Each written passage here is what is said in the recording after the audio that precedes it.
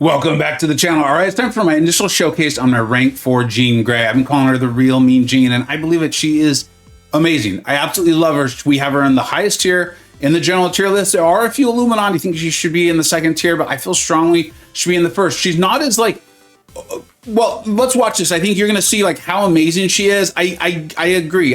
Granted, she's not gonna look as OP dominant as like Mr. Sinister is going to in certain scenarios or Onslaught is. But I do think she is solidly in that highest tier. Let's go ahead and look through this and watch this. It's gonna be a series. It's gonna be war fights, battlegrounds, the whole thing. She can take a hazard shift. I'm not kidding. You're like, she has no immunities. How is this happening? I will show this to you. We're gonna show you against non-skilled champions, the whole thing. So here we are going up against this Korg. This is Alliance War, this Uncanny Alliance. We're P3 Alliance. Like, looks like it's gonna happen again. I think we can just confidently say that. Shout out to Upside. We're in tier 3. I am boosted. I'm just telling you this so you can have an idea of like how insanely powerful she is.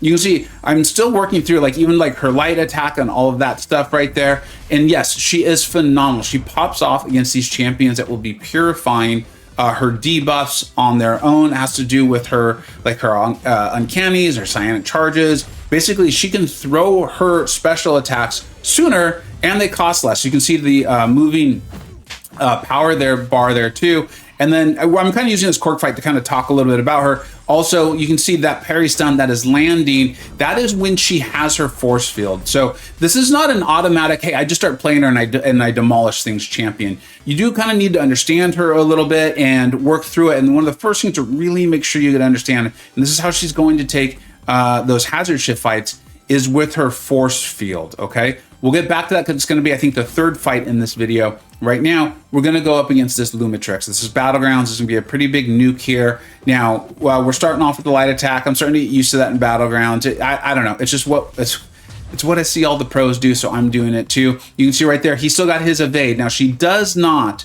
turn off evade. So this is one way she is different than Professor X. But the other thing that's going to be happening here is as soon as you get up a Neuroshock, which happens in her lights 2, 3, and 4, I believe, she's getting up a Neuroshock. She just can't miss. I think that's part of like what Neuroshocks do, I believe, correctly. If that's wrong, I will put it in the type. And then of course, this was the nuke meta where if you get an intercept, you get the Fury buff. And you can see, or the Fury passive, you can see the Neuroshocks are doing significant damage. That's another thing I love about her is she can throw huge special 2s. You can line those up, but you're also doing damage over time via the Neuroshocks, and it gives her tremendous flexibility in how she's played. Also, you don't really need to choose until a specific moment. And this fight, I think, will show it very, very well here. So we're going up against this Atuma. We're going to have a couple fights against Atuma. I think this one was the rank 4. It doesn't ultimately really matter too much whether this was the rank 2 or rank. Oh, this is actually Battleground. So I think this was the rank 3. The other thing that happens when she has her force field, and you can see we have 73 charges on it. Like, I just took a blocked hit. I've been parrying this Atuma. This is a tanky force field, which is part of why she's the real mean Jean, is she's an incredible dual threat on defense. I did the video on how to fight her, and a lot of people in the beginning were like, dude, why'd you even make that? She's so easy. I was like, okay, let's see how that goes. I place her on defense so much more in Battlegrounds than I do offensively, and she's a great attacker. But it's because even if you have reverse controls immune, she's just a tanky girl. That force field takes a ton of health, and then she's putting up these exhaustions as well too, which just helps her be tanky on the offensive side. So why is she good for Spider-Woman? Because she's just a good champion. She's just a good champion, and we'll dive into this part of what I love about her, and it has to do with, you can see, we are damaging the Spider-Woman. Is it crazy damage so far? No, but we're gonna end this fight. We're gonna end this fight at 100% health bar. And she even evaded there, right? We're getting hit, but we've got all these debuffs on. We have our force field, right? And so we've even gotten hit and we're still at 99% health. I love a champion. I make mistakes when I play. Very typically, I make a mistake. And she is about as forgiving as it gets. With a champion who can still do massive damage, can turn off, miss completely, and can throw her specials at an accelerated rate and have them cost less, okay?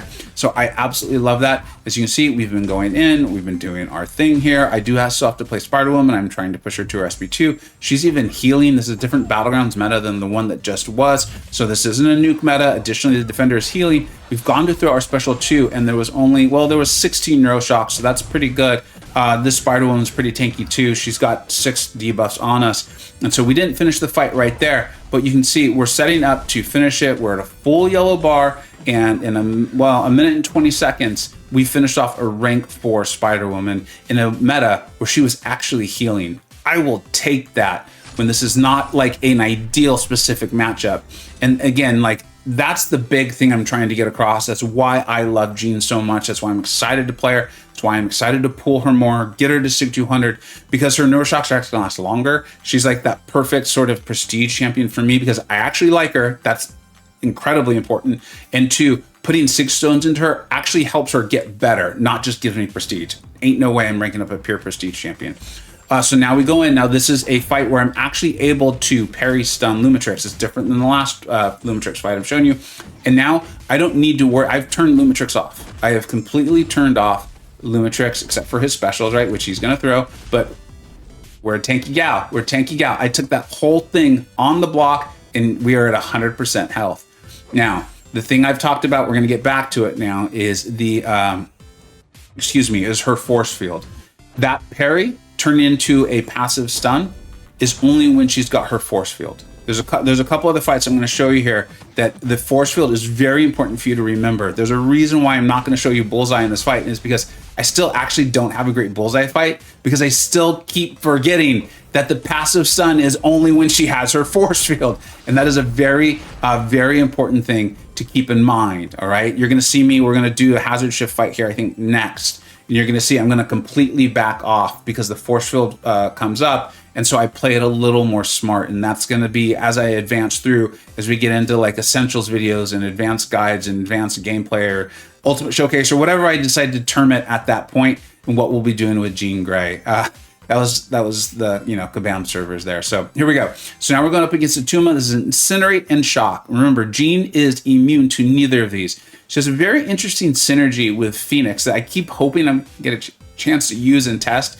It just hasn't happened because war is the way it is, where I can't bring in all the champions I want to. But look at this.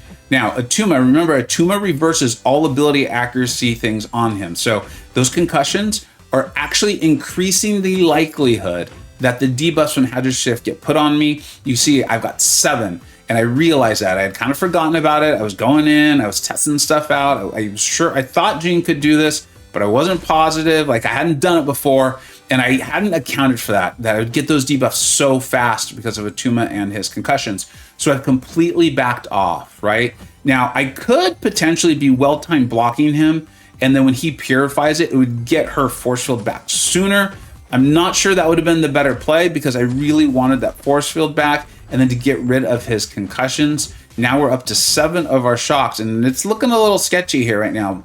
But watch Jean. Jean's going to take care of this. We're going to go in. We're going to get a nice little evade on this. We've got 11 of our neuroshocks, and I believe I'm going to work my way up. There we go. I took a chance to land my heavy. I'm not sure I necessarily needed to do that, but hey, it looks good. It looks fancy, and I'm not going to pretend like it was a great move. I'm not sure it was, but I am trying to get my special to the power bar, right? To be able to throw my special 2 earlier. I'm actually at only 1.5 bars of power. I'm throwing my special 2, and that Atuma could have had more life, and it would not have helped him. He was dead.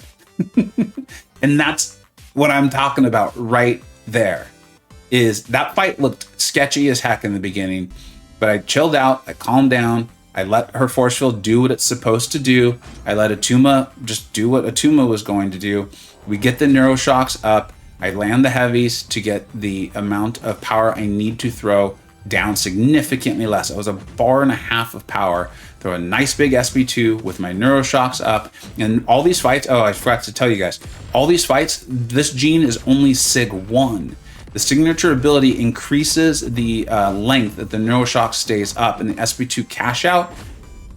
The more neuroshocks you have up, the bigger it's going to hit. Okay, I know people are going to ask this because I just did the video on like best champions to awaken, not awaken, all that stuff. Or sorry, best champions to rank unawakened, and I did put Jean in there, but I was very clear that like I would only do that if like my resources were expiring. Because it's the first bullet point, and I'm talking completely over this fight. I'm showing you she just completely turns off evade here. I mean, how often do you get to, one, huge respect to, I think it was Steel here. Yeah, Steel 109 for having a rank 4 Professor X. That was awesome. I loved that. You just never see it, but Professor X was an amazing champion. But it was cool because I was like, oh, I want to show this in a video. I'm just going to show everyone how she just literally turns off evade. Doesn't matter. It doesn't matter once you get a Neuroshock up.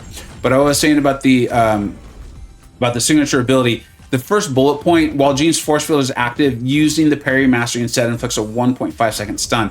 We've talked about that. I hadn't called out. That is in her signature ability. That's why ideally I do want her awakened. But if you've got a 7-star Jean and you've got like resources expiring, or you're trying to decide between her and honestly an inferior mutant, and the vast majority of them are significantly inferior, and you like her, I think you're better off ranking up her, because you are eventually going to awaken her. I absolutely love her. I'm so excited to dive into her more. And yes, I will be putting 6 stones in. I'm going to keep opening. I want as many Jeans as I can possibly get until I get to SIG 200. And I hope Kabam figures that out too soon. But that's not what this video is about. As usual, let me know what you think I got right. Let me know what you think I got wrong. Thank you so much for watching. This is the real Mean Gene. Take care.